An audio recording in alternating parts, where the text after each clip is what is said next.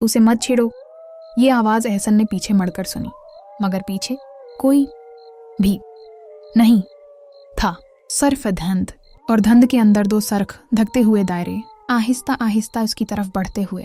गांव दाचुक महार के बारे में लोग कहते थे कि ये मिट्टी तो जरखीज है, पर हवा में कोई बहुत पुरानी, बहुत भारी बददाह घल चुकी है, खासकर वो कच्चा रास्ता जो गांव को शहर से मिलाता है। दिन के वक्त वो रास्ता ऐसा लगता जैसे बस आम सी धूल उड़ती हो, लेकिन रात पड़ते ही रास्ता बदल जाता था। ऐसा लगता था जैसे जमीन के नीचे कोई सांस ले रहा हो और हर चलने वाले के कदम उसकी पसलियों पर पड़ रहे हों। गांव के बुजुर्ग बताया करते थे, ये रास्ता रात में कभी अकेला नहीं होता, वहाँ कोई और भी होता है जो दुखता नहीं, बस चलता तुम्हारे साथ ही है। लेकिन नौजवान एहसन को ये सब बातें बकवास लगती थीं। वो अक्सर कहता, यार ये सिर्फ डराने वाली कहानियां हैं, जिन चुड़ैलें आजकल कौन मानता है। मगर आज की रात उसे खुद भी अंदाजा नहीं था कि वो किस खेल में कदम रखने जा रहा है। माँ ने कहा, बेटा शहर से नमक ले आना, लेकिन देख सूरज गुरूब होने से पहले वापस आ जाना। एहसन ने हंसकर कहा, अम्मा आप हर रात को कयामत बना देती हैं, कुछ नहीं होता इस रास्ते पर। माँ ने गहरी सांस ली, तुम समझते नहीं हो एहसन, रात के बाद ये रास्ता इंसानों का नहीं रहता। ये अल्फाज एहसन ने सुन तो लिए, लेकिन दिल पर ना लिए। जैसे ही सूरज डूबा वो मोटरसाइकिल पर शहर की तरफ रवाना हुआ। हवा में अजीब सी नमी थी, जैसे बारिश आने वाली हो या कोई और आ रहा हो। रास्ते के किनारे खड़े बबूल के पुराने दरख्त अपनी खशक शाखों से ऐसे आवाजें निकाल रहे थे जैसे कोई आहिस्ता आहिस्ता हंस रहा हो। शहर से वापस चलते हुए रात काफी गहरी हो चुकी थी। चांद बादलों में छिपा और अचानक हर तरफ अंधेरा छा गया। कच्चा रास्ता सुनसान था, इतना सुनसान कि कदमों की आवाज भी हड़बड़ा देती। एहसन ने मोटरसाइकिल की रफ्तार बढ़ाई, लेकिन अचानक इंजन ने खड़खड़ की और बंद हो गया। ये क्या बकवास है, अभी तो ठीक था। वो नीचे उतरा और स्टार्ट करने लगा, लेकिन उसके कानों ने कुछ ऐसा सुना जिसने उसकी रीढ़ की हड्डी में बर्फ उतार दी। सस, जैसे कोई उसके आईन पीछे खड़ा होकर सांस ले रहा हो। एहसन पलटा, कोई नहीं था, लेकिन माहौल बदल चुका था। हुआ रख गई थी, दरख्त खामोश थे, चांद गायब था, बस धुंध फैल रही थी, गहरी भारी, सब कुछ निगलती हुई। फिर अचानक धुंध के अंदर एक साया बना, आहिस्ता आहिस्ता वाज़ेह होता हुआ। वो लंबा, बहुत लंबा, आम इंसान से दुगना कद, कुंधे जोड़े, और चेहरा तो जैसे इंसान का हो ही नहीं सकता था। एहसन की नब्ज तेज हो गई। कौन है, सामने आओ। साया रखा नहीं, उसके कदमों की आवाज, कुछ बिल्कुल खश्क हड्डियों जैसे। फिर धुंध छनी और चेहरा नजर आया। दो सरख दहकते हुए गोल दायरे, जैसे आंखें ना हो, सिर्फ आग हो, और दंत ऐसे जैसे किसी ने लोहे को तोड़कर एक वहशी जबड़ा बना दिया हो। एहसन एकदम पीछे हटा, वो चीज रखकर, गर्दन झुकाकर, घरी दीवारें खर्चने वाली आवाज में बोली, जैसे हुक्म दे रहा हो। उसी लम्हे दूर से ट्रैक्टर की रोशनी आई और वो साया धुंध में तहलील जैसे कभी था ही नहीं। ट्रैक्टर वाला चलाकर करीब आया और चलाया। ओ पागल, तू यहाँ क्या कर रहा है, ये जगह रात को नहीं आते। एहसन ने कपकपाती आवाज में कहा। वहाँ कोई था, ट्राली वाले ने सख्त आवाज में कहा। जो भी था, इंसान नहीं था। ये रास्ता रात में जिन्नात का होता है।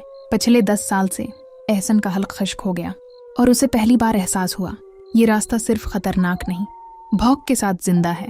एहसन के कानों में वही आवाज फिर गूंजी, रेस्ट छोड़ो। और इस बार ये आवाज सिर्फ सुनी नहीं गई, इसके बिल्कुल कान के पीछे सांस लेती महसूस हुई। ट्रैक्टर वाला आदमी एहसन को मोटरसाइकिल समेत अपनी ट्राली पर बैठाकर गांव की तरफ ले आया। एहसन का दिल धड़क रहा था, हाथ ठंडे पड़ चुके थे। वो शख्स बार बार पीछे मुड़कर देखता, जैसे किसी का डर हो। एहसन ने डरते डरते पूछा, बाबा जी आप यूं पीछे क्यों देख रहे हैं? बूढ़े के कांपते होंठों ने बस इतना कहा, ये रास्ता पीछा नहीं छोड़ता बेटा। एहसन के जिस्म में सनसनी दौड़ गई। गांव पहुंचकर उसने मोटरसाइकिल उतारी और घर की तरफ बढ़ा। उसकी माँ दरवाजे पर ही घबराहट में खड़ी थी। कहाँ रह गया था? मैंने कहा था अंधेरा होने से पहले आ जा। एहसन के पास कहने को अल्फाज ही नहीं थे। वो बस इतना कह सका, अम्मा रास्ते पर कुछ था। अम्मा के चेहरे का रंग उड़ गया, लेकिन एहसन इस रात सुना सका। नींद आई भी तो साया नजर आया, दो सरख आंखें। रास्ता छोड़ दो। वो झटके से उठ बैठा। उसका पूरा कमरा ठंडा था। ये ठंड आम नहीं थी, ये किसी वजूद की मौजूदगी थी। सुबह होते ही एहसन सीधा गांव के बड़े चौहद्री इमाम दीन के पास पहुंचा। वो गांव के पुराने वाकयात जानते थे। एहसन ने सब कुछ बता दिया। चौहद्री ने अपनी छुरी जमीन पर टुकाई और आ भरी। बेटा वो कोई इंसान नहीं था जो तूने देखा, वो शहरियार है। एहसन हैरान हुआ, शहरियार? ये कौन है? चौहद्री की आंखों में खौफ तीर गया। यहाँ आज से 60 साल पहले एक हादसा हुआ था। और सारा गांव तब से इस रास्ते से डरता है। एक नौजवान लड़का शहरयार रात को इसी कच्चे रास्ते पर शहर से वापस आ रहा था। बारिश थी, बिजली कड़क रही थी और अचानक उसकी गाड़ी पलट गई। एहसन ने पूछा, तो इसमें जन्नत का क्या ताल्लुक? चौहद्री और करीब होकर बोले, हादसे में उसका जिस्म तो मर गया मगर रूह को राहत न मिली। वो जगह, वो रास्ता उसके खून को पी गया और तब से वो जिंदा नहीं मगर पूरी तरह मरा भी नहीं। जिन्नात ने उसको अपना दरवाजा मुहाफिज बना दिया है। जो भी रात में इधर से गुजरे वो उसे खबरदार करता है। अगर न माने तो उसका अंजाम भी शहरयार जैसा होता है। एहसन की रीढ़ की हड्डी में कपकपी दौड़ गई। शाम होते ही अजीब वाकयात शुरू होने लगे। घर की खिड़की खुद ब खुद बजने लगी। कमरे में कभी कभी धुंध भर जाती। दीवारों पर जैसे किसी ने नाखन फेरे हों। रात को एहसन ने महसूस किया कि उसकी छत पर कोई चल रहा है। आहिस्ता, भारी कदम, जैसे कोई बहुत वजनी वजूद हो। माँ घबरा कर बोली, ये सब पहली बार नहीं हो रहा। इस रास्ते से जो भी फिनिसता है वो दिनों तक पीछा नहीं छोड़ता। एहसन चला उठा। आखिर वो चाहता क्या है? माँ ने आहिस्ता से कहा, वो चाहता है कि जो उसके साथ हुआ वही दूसरे के साथ भी हो। वो रास्ता नए खून का भौका है। एहसन के दोस्त बल्लू ने कहा, यार मैं तेरे साथ चलता हूँ, हम दोनों वो जगह देखते हैं। डरता क्यों है, मैं हूं ना। एहसन ने लाख मना किया मगर वो ना माना। रात 11 बजे दोनों मोटरसाइकिल लेकर इस बदनाम रास्ते पर पहुंच गए। हवा सख्त, दरख्त खामोश, पूरा रास्ता जैसे सांस रोक कर खड़ा हो। बल्लू ने तंजिया अंदाज में कहा, कहाँ है तेरा जिन्न? मैं तो एकदम उसकी बात अधूरी रह गई। पीछे से कुछ दौड़ा, बहुत तेज रफ्तार, भारी, जमीन हिला देने वाला। दोनों पीछे मुड़े। धुंध से एक लाल आंखों वाला साया बाहर आया। वो शहरयार था, लेकिन अब पहली बार वो साफ नजर आ रहा था। जले हुए जल्द के टुकड़े, लंबी बोसीदा उंगलियां और उसकी सांस जैसे अंगारे फट रहे हों। बल्लू कांप गया। एहसन, भाग भाग! मगर साया उनसे भी तेज था। वो दोनों की तरफ बढ़ा और धाड़ा।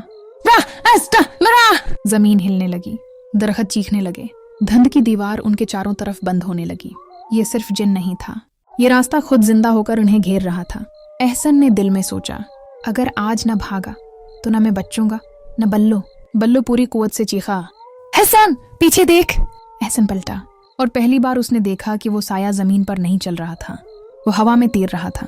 धुंध गहरी से गहरी होती जा रही थी। बल्लू की टांगें कांप रही थीं। एहसन के हलक में जबान जैसे सूख कर चिपक गई थी। जो साया आगे बढ़ रहा था वो इंसान नहीं था। न उसकी हरकतें इंसान जैसी थीं, न आंखें, न आवाज। हर कदम के साथ धरती धड़ से कांपती, हर सांस के साथ जैसे सर्द हवाएं जिस्म में घुस रही हूं। बल्लू ने मोटरसाइकिल स्टार्ट करने की कोशिश की। चल चल चल यार! लेकिन इंजन जैसे किसी ने अंदर से दबा दिया हो, आवाज ही नहीं निकली। अचानक वो साया रख गया और दोनों की समत अपना बर्न्ड सा चेहरा झुकाकर घूरने लगा। उसके मुंह से जैसे गर्म धुआं निकल रहा हो। एहसन ने कांपती आवाज में कहा, हम यहाँ से जा रहे हैं, हमें जाने दो। साया जैसे उसकी बात समझ रहा हो। फिर आहिस्ता, बहुत आहिस्ता उसने हाथ उठाया। एक तवील, पतला, जला हुआ हाथ और अंगली सीधी बल्लू की तरफ। बल्लू उछल कर पीछे हुआ। ये मुझे क्यों देख रहा है? अचानक साया धुंध के अंदर गायब हुआ। बल्लू ने कांपते हुए कहा, बच गए? एहसन ने सिर हिलाया ही था कि पीछे से एक बहुत जोरदार झटका लगा। बल्लू हुआ में उछला और उसे किसी ने पीछे घसीटा, ऐसे जैसे कोई बहुत ताकतूर हाथ उसके जिस्म को पकड़कर मिट्टी पर रगड़ रहा हो। एहसन चलाया। बल्लू! धुंध फटती हुई बाहर निकली और एहसन ने देखा बल्लू जमीन पर लेटा हुआ था।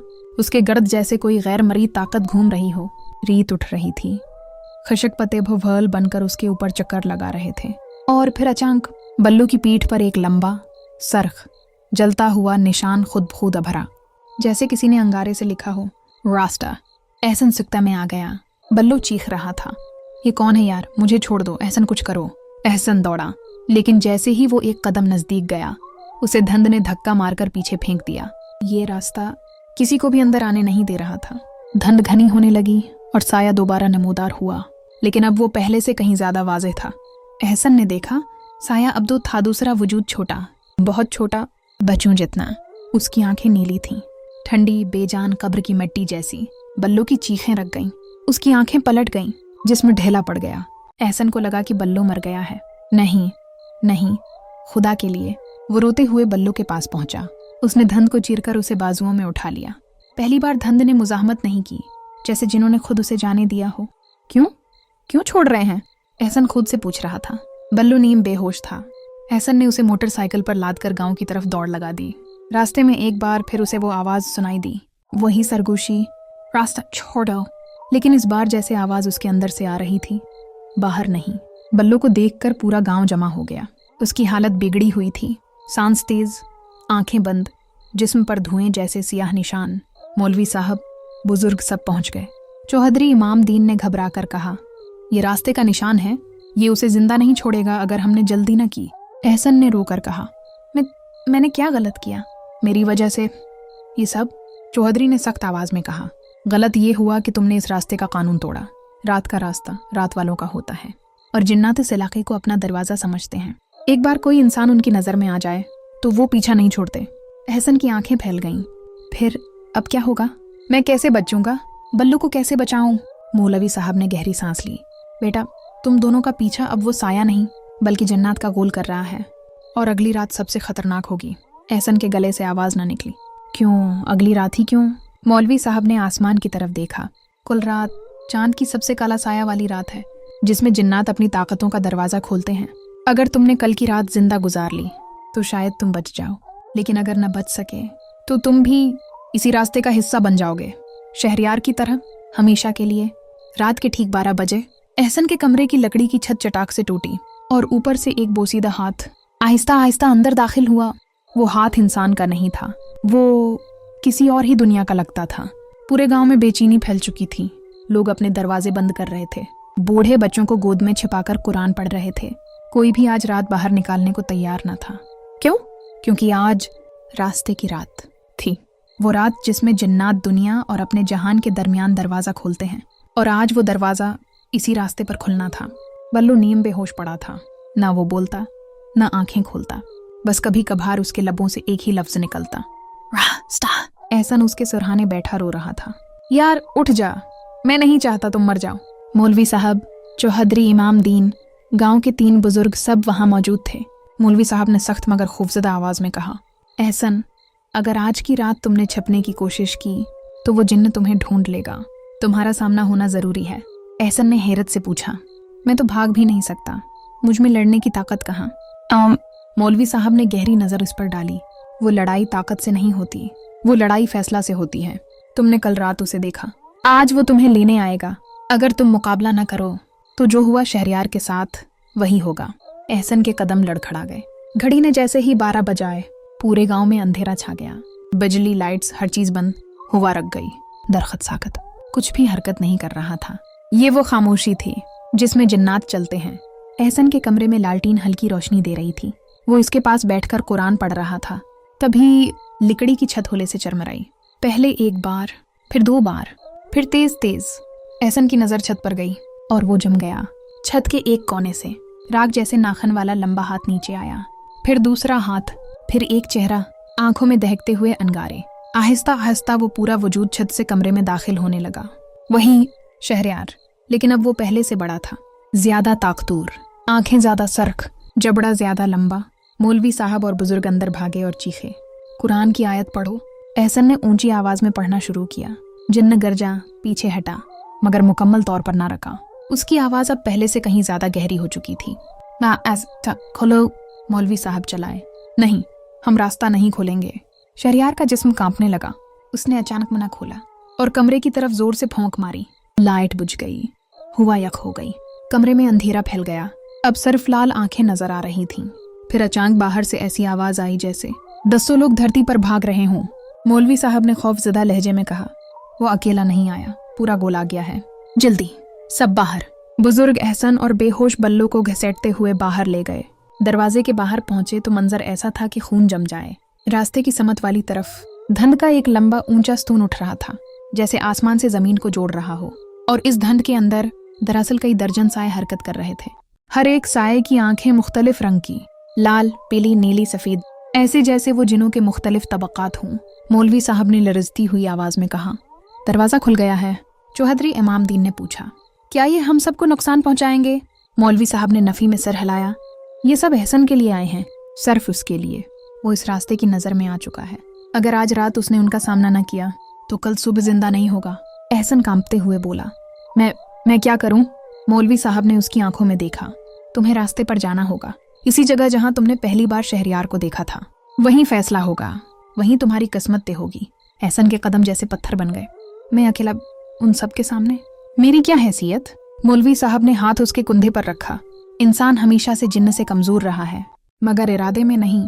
और आज तुम्हारा इरादा ही फैसला करेगा कि तुम जिंदा रहोगे या उसी रास्ते का एक और साया बनोगे। वो सब एहसन को साथ लेकर इस बदनाम रास्ते की तरफ चल पड़े। रास्ते के करीब पहुंचते ही हवा और सर्द हुई, धुंध और गहरी, सन्नाटा और तेज। एहसन ने देखा रास्ते के ऐन बीच में एक जलती हुई सब्ज लकीर अभर रही थी। वो लकीर जैसे जमीन फाड़ रही हो। ये जन्नत का दरवाजा था और उसके किनारे शहरयार खड़ा था। आज उसका जिस्म मुकम्मल दिखाई दे रहा था, जला हुआ, स्याह, मड़ा हुआ, ट्विस्टेड, आंखें आग, कदम जमीन में धंसे हुए। उसने एहसन को इशारा किया। जा। एहसन ने कांपती हुई सांस ली। मौलवी साहब ने कहा, याद रखना, आज या तो तुम बचोगे या हमेशा के लिए उसी रास्ते का हिस्सा बन जाओगे। एहसन एक कदम आगे बढ़ाया और पूरी धरती हल गई। एहसन ने जैसे ही रास्ते की हरी जलती लकीर के अंदर कदम रखा, अचानक पूरी दुनिया घूम गई। इसकी आंखों के सामने गांव, दरख्त, लोग सब गायब। और फिर एक खौफनाक चीख ने उसकी रूह तक हिला दी। आग आया। वो चीख शहरयार की थी, मगर आवाज इंसान की नहीं, किसी जलते हुए हैवान की लग रही थी। वो लम्हा जब एहसन ने हरी लकीर पार की, ऐसा लगा जैसे उसका जिस्म दो हिस्सों में टूट रहा हो। सामने मंजर बदल चुका था। ये ना गांव था, ना दुनिया, बल्कि एक अंधेरी वादी। हर तरफ काला धुआं, ट्विस्टेड दरख्त और आसमान पर उल्टी चांद जैसी रोशनी। ये था जन्नत का दरवाजा। एहसन ने पीछे देखा, दरवाजा बंद हो चुका था। अब वापसी का कोई रास्ता नहीं था। इस वादी के दरमियान एक बड़ा सा साया खड़ा था। धीरे धीरे वाजे होता गया और फिर शहरयार सामने आ गया। लेकिन अब वो पहले वाला जलता साया नहीं था। वो एक मुकम्मल जिन्न बन चुका था। कद्दो गना, बाजू जमीन तक लंबे, आंखों में आतिश की लहरें और मिना में 2 कतार दांत। वो एहसन को देखकर मुस्कुराया, एक खौफनाक ट्विस्टेड मुस्कुराहट। मैं तुम्हारा इंतजार कर रहा था। एहसन ने पिछले कदम लिए। दिल धड़क रहा था, जिस्म कांप रहा था। उसने बड़ी मुश्किल से कहा, शहरयार, मैं तुम्हें बचाने आया हूँ। इस जुमले ने शहरयार के चेहरे के तासरात बदल दिए। एक पल के लिए उसके अंदर इंसान वाला शहरयार झलका। तुम मुझे बचाने आए हो? उसकी आवाज में इंसानी दर्द था। एहसन रो पड़ा। हाँ, तुम मेरे दोस्त थे, मैं तुम्हें यूं नहीं छोड़ सकता। शहरयार चीख पड़ा, डस्ट, मैं मर चुका हूँ आसान, मर चुका खून। वो चीख वादी में गूंजने लगी। इसके साथ ही दर्जनों दूसरे जिन्न साए नमोदार होने लगे। वो सब एहसन को घेरने लगे। एक बहुत बड़ा दिवहिकल जिन्न पीछे से आगे बढ़ा। उसके सींग आसमान को छू रहे थे। इसका जिस्म पत्थरों जैसा सख्त और आंखें जलते अंगारों जैसी। वो सर्द लहजे में बोला, हम इस इंसान को अपने साये में शामिल करेंगे। एहसन ने मौलवी साहब की बात याद की कि इरादा जन्नत को रोक सकता है। उसने पूरी हिम्मत से कहा, नहीं, मैं तुम्हारे साथ नहीं जाऊंगा। उसके ये कहते ही जन्नत गुस्से से कांप उठे। जमीन फटने लगी, हवा भारी हो गई। शहरयार आगे बढ़ा और एहसन की गर्दन पकड़ ली। तुम्हारी हिम्मत काम नहीं देगी, रास्ता तुम्हें चाहता है। एहसन सांस न ले पा रहा था। उसकी आंखों के सामने सब धुंधला होने लगा। तभी उसे वो सब कुछ याद आया जो इसने अपने दोस्त शहरयार के साथ गुजारा था। वो आखिरी लम्हे जब शहरयार गायब हुआ था, वो दिन जब वो दोनों इस रास्ते से गुजर रहे थे। उसने दर्द से चीख कर कहा, शहरयार, अगर तुम कहीं हो तो प्लीज लौट आओ, मैं तुम्हें अकेला नहीं छोड़ूंगा। ये सुनते ही वो दिवहिकल जिन्न पीछे हटा, जैसे कोई ताकत उसे रोक रही हो। शहरयार का चेहरा थरथराया, उसकी आंखों में आग बुझने लगी, इंसानी रंग वापस आने लगा। उसने एहसन की गर्दन छोड़ दी। आसान, तुम वाकई मेरे दोस्त हो। फिर वो एहसन के सामने घटने टेक कर बैठ गया। मुझे माफ कर दो, मैं तुम्हें मरने नहीं दूंगा। जन्नत गुस्से से चल रहे, ये इंसानी जज्बात हमारे कानून तोड़ रहे हैं, इसकी सजा दोनों को मिलेगी। पूरी वादी हिलने लगी। जन्नत आगे बढ़े। शहरयार ने जोर से एहसन को धकील कर कहा, भाग, और खुदन जन्नत के सामने खड़ा हो गया। जन्नत शहरयार पर टूट पड़े। इसका जिस्म चीर रहे थे, उसे खींच रहे थे, उसे दोबारा अपने मकरुबा वजूद में बदल रहे थे। मगर उसने पीछे मुड़कर सिर्फ एक चीज कही, अहसन, दोस्ती जान से बढ़कर होती है। एहसन रोते हुए दौड़ पड़ा। उसने दरवाजे की समत भागना शुरू किया। जैसे ही वो रोशनी वाली लकीर के करीब पहुंचा, वो दरवाजा बंद होने लगा। एहसन ने आखिरी ताकत लगाई और छलांग मारकर इसमें घुस गया। पीछे सिर्फ शहरयार की आखिरी चीख सुनाई दी, खुदा हाफिज दोस्त। और फिर सब खामोश। एहसन दरवाजे से बाहर गिरा तो मौलवी साहब और सब गांव वाले उसके पास भागे। दरवाजा पीछे मुकम्मल बंद हो चुका था। जिन्नात की दुनिया गायब, शहरयार गायब। एहसन रो रहा था, लेकिन उसकी आंखों में खौफ नहीं, एहतराम था। मौलवी साहब ने आहिस्ता से कहा, शायद तुम्हारे दोस्त ने तुम पर अपनी जान कुर्बान कर दी। ऐसे दोस्त कब मिलते हैं बेटा। एहसन ने आंसू साफ किए। वो बरा नहीं था, वो बस फंस गया था। चंद माह बाद एहसन के घर के बाहर रोजाना एक हल्की सी खुशबू आती, जैसे किसी की मौजूदगी हो। एक रात एहसन ने ख्वाब में शहरयार को देखा। वो मुस्कुरा रहा था, इंसानी शक्ल में, रोशन चेहरा पर सुकून आंखें। उसने कहा, मैं आजाद हो गया हूँ आसन, तुम्हारी दोस्ती ने मुझे बचा लिया। और वो धीरे धीरे रोशनी में बदलकर गायब हो गया। एहसन ने तब समझा, जिन्नात की दुनिया में भी दोस्ती नफरत से बड़ी हो सकती है।